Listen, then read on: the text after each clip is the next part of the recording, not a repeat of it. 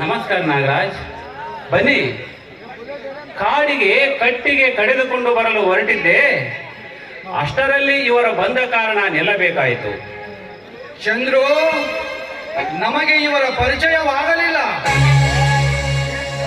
ಇವರು ಮಂಜುಳಾ ಅಂತ, ನಮ್ಮೂರಿನ ಶೆಟ್ಟಿಯವರ ಸಹೋದರಿ. ಸಂತೋಷ, ಬಹಳ ಸಂತೋಷ. ನಮಸ್ಕಾರ. ನಮಸ್ಕಾರ. ಶೆಟ್ಟರಿಗೆ ಇಂಥ ಸುಂದರಿಯಾದ ಸಹೋದರಿಯ ಕುಳಿತಾಳೆ ಎಂದು ನಮಗೆ ಗೊತ್ತೇ ಇರಲಿಲ್ಲ. ಇವರು ಇಷ್ಟು ದಿನ ಪಟ್ಟಣದಲ್ಲಿ ಪದವಿ ಪರೀಕ್ಷೆಗಾಗಿ ಅಭ್ಯಾಸ ಮಾಡುತ್ತಿದ್ದರು. ಮೊನ್ನೆ ತಾನೇ ಅಭ್ಯಾಸ ಮುಗಿಸಿಕೊಂಡು ಹಿಂದಿರುಗಿದ್ದಾರೆ. ಹಾ, ಇರಲಿ ನಾಗರಾಜ್, ತಾವೇಕೋ ಈ ಅರಣ್ಯದ ಕಡೆ ಬಂದಿದ್ದೀರಲ್ಲ? ಮನೆಯ ಕೆಲಸದಲ್ಲಿ ಮನಕ್ಕೆ ಬೇಜಾರಾಯಿತು. ಅದಕ್ಕಾಗಿ ಬೇಟೆಯಾಡಲು ಈ ಅನುಪಮ ಅರಣ್ಯಕ್ಕೆ ಬರಬೇಕಾಯಿತು. ಸರಿ ನಾಗರಾಜ್, ನನ್ನ ಕೆಲಸಕ್ಕೆ ಒತ್ತಾಗುತ್ತದೆ, ನಾ ಹೋಗುವೆ. ಹೋಗಬಹುದು.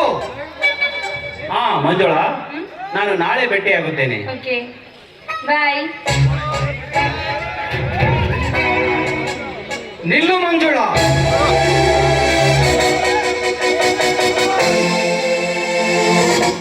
ಅವನ ಹೊರಟೊಡನೆ ನೀವು ಹೊರಟಿರಲ್ಲ, ಏಕೆ? ನನ್ನ ಜೊತೆ ಮಾತನಾಡಲು ಮನಸ್ಸಿಲ್ಲವೇ ನಿಮಗೆ? ಹಾಗೇನಿಲ್ಲ ನಾಗರಾಜ್, ನಾನು ಬಂದು ಬಹಳ ಹೊತ್ತಾಗಿತ್ತಲ್ಲ, ಅದಕ್ಕೆ ಹೋಗ್ತಾ ಇದ್ದೀನಿ ಅಷ್ಟೇ. ಹೋಗುವರಂತೆ ಮಂಜುಳಾ, ಹೋಗುವರಂತೆ. ಹೋಗುವುದಕ್ಕೂ ಮೊದಲು ನಿಮ್ಮನ್ನು ನೋಡಿದ ನನ್ನ ಮನ ಪ್ರಶ್ನೆಯೊಂದನ್ನು ಕೇಳ ಬಯಸುತ್ತದೆ. ನೀವು ತಪ್ಪು ತಿಳಿಯದಿದ್ದರೆ ಮಾತ್ರ. ಅದಕ್ಕಿರಂತೆ ನಿಸ್ಸಂಕೋಚವಾಗಿ ಕೇಳಿ, ಅದೇನ್ ಪ್ರಶ್ನೆ ಅಂತ. ಮುಕ್ತ ಕೋಗಿಲೆಯ ಮರಿ ಕಾಗೆಯ ಗೂಡು ಸೇರಿದರೂ ಕೊನೆಯವರೆಗೂ ಅದರ ಜೊತೆ ಅಲ್ಲೇ ವಾಸ ಮಾಡಲಾಗಿದೆ. ಇಲ್ಲ, ಕಾಗೆ ನಿಜಾಂಶ ತಿಳಿದ ತಕ್ಷಣ ಅದನ್ನ ತನ್ನ ಗೂಡಿನಿಂದ ಹೊರ ಹಾಕುತ್ತೆ. ಅಂತೆಯೇ ಆ ಚಂದ್ರನೆಂಬ ಕಾಗೆ ಕೋಗಿಲೆಯಂತಿರುವ ನಿಮ್ಮ ಶೀಲವನ್ನು ದುಷ್ಟತನದ ಕೊಕ್ಕಿನಿಂದ ಕುಕ್ಕಿ ಹೊರ ಹಾಕುವಷ್ಟರಲ್ಲಿ ನೀವೇ ಅಲ್ಲಿಂದ ಆರುವುದು ಪ್ರಭಾವವೇ. ಹಾಗೇನಿಲ್ಲ.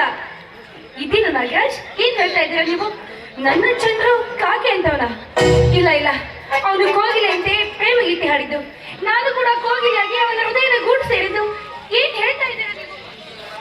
ಮಂಜುಳಾ, ನೀನೆಷ್ಟೇ ವಿದ್ಯೆ ಕಲಿತರೂ ಬುದ್ಧಿ ಇಲ್ಲ ನೋಡು ನಿನಗೆ. ಚಂದ್ರು ಹೊರ ನೋಡಲಿಕ್ಕೆ ಮಾತ್ರ ಕೋಗಿಲೆ ಬರಲಿರಬಹುದು, ಆದರೆ ಅವನ ಕೆಟ್ಟ ಗುಣ ಕಾಗೆಯ ಸ್ವರದಷ್ಟೇ ವಿಕಾರ. ನಾನೇ ನನ್ನ ಕಣ್ಣಾರೆ ಅವನ ಕೆಟ್ಟ ಕೃತ್ಯಗಳನ್ನು ಎಷ್ಟೋ ಬಾರಿ ಕಂಡಿದ್ದೇನೆ. ಇಲ್ಲ ಇಲ್ಲ, ನನ್ನ ಚಂದ್ರ ಬಿಳಿ ಹಾಲಿನಷ್ಟೇ. ಮಂಜುಳಾ, ಬೆಳ್ಳಗಿದ್ದಿದ್ದೆನೆಲ್ಲ ಹಾಳೆಂದು ನಂಬಿದರೆ ಬೆಳಗಾಗುವುದರಷ್ಟರಲ್ಲಿ ಈ ನಿಮ್ಮ ದೇಹದ ಸೌಂದರ್ಯದ ಸಿರಿ ಸೂರೆಯಾದೀತು. ಎಚ್ಚರಿಕೆ. ಬಂಗಾಳದಲ್ಲಿ ಕಸ ಉಂಟೆ, ಬಡವನಲ್ಲಿ ಮೋಸ ಉಂಟೆ. ಮೋಸ ವಂಚನೆ ಎಂಬುದೇನು ಈ ಶ್ರೀಮಂತರ ಗುತ್ತಿಗೆ ಏನಲ್ಲ. ನಾನೇನು ಇದ್ದದ್ದನ್ನು ಹೇಳಿ ಸಕಾಲದಲ್ಲಿ ಎಚ್ಚರಿಸುವೆ. ಬೇಕಾದರೆ ನಿಮಗೆ ಸಾಕ್ಷ್ಯಗಳನ್ನು ಕೂಡ ಒದಗಿಸುವೆ. ಇಲ್ಲ, ಸಾಧ್ಯವಿಲ್ಲ. ನನ್ನ ಚಂದ್ರು ಅಂಥವರಲ್ಲ, ಅವನು ಚಂದ್ರನಷ್ಟೇ ನಿರ್ಮಲ. ಆ ನಿರ್ಮಲ ಚಂದಿರನಲ್ಲೂ ಕಪ್ಪು ಕಲೆ ಇದೆ ಎಂದು ಅರಿಯಲಾರೆಯ ಮಂಜುಳಾ? ಏನೇ ಆಗ್ಲಿ, ನಾನು ಈ ವಿಷಯವನ್ನು ನಂಬಲಾರೆ. ನೀವು ನಂಬದಿದ್ದರೆ ನನಗಾವ ನಷ್ಟವೂ ಇಲ್ಲ, ನೀವು ನಂಬಿದರೆ ನನಗಾವ ಲಾಭವೂ ಇಲ್ಲ. ಏನೋ ಮುಗ್ಧ ವಿದ್ಯಾವಂತ ಎಬ್ಬಳು ಮೋಸ ಹೋಗಬಾರದೆಂದು ಇದ್ದ ವಿಷಯ ತಿಳಿಸಿರುವೆ.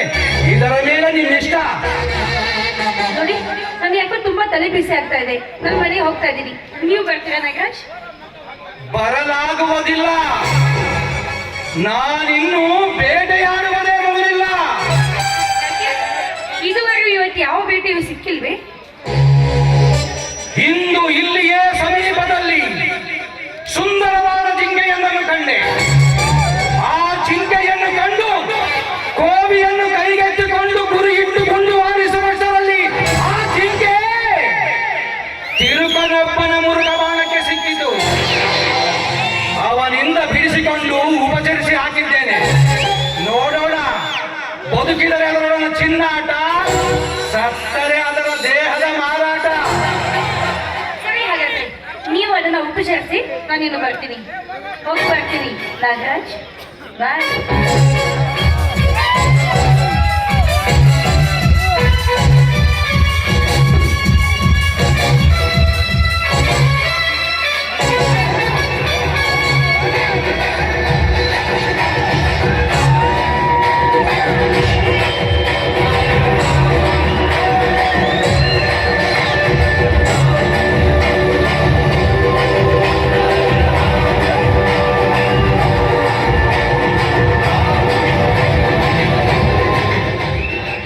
ಉಪಚರಿಸಬೇಕಂತೆ.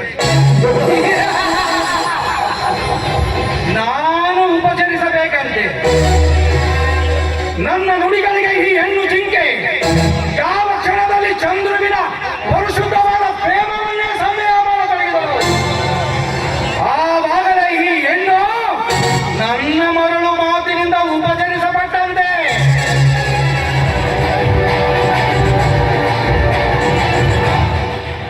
ಇಷ್ಟನ್ನು ತಿಳಿಯದ ಈ ಶಕ್ತಿಯ ಸಹೋದರಿ ನಿಜವಾಗಲೂ ಸೌಂದರ್ಯದ ಸಿರಿ. ಇವಳ